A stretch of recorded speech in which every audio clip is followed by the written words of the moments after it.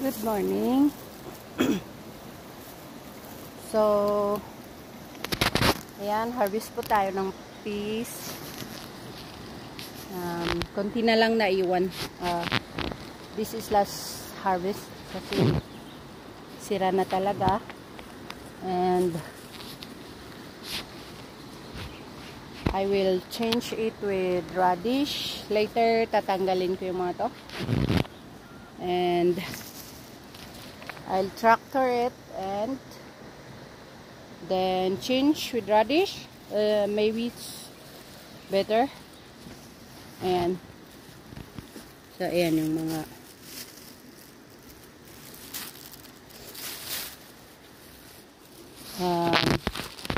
kunti na lang yung naiwan.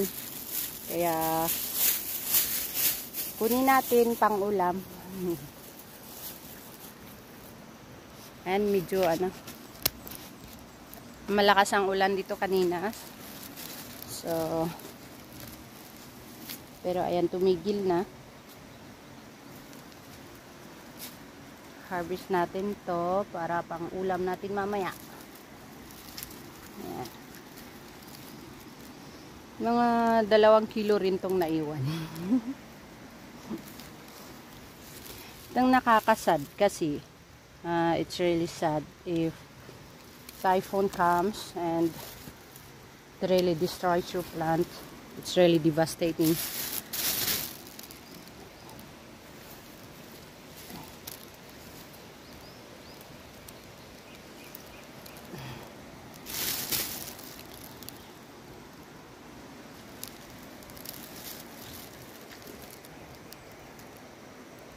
Maganda sana pag di nasira.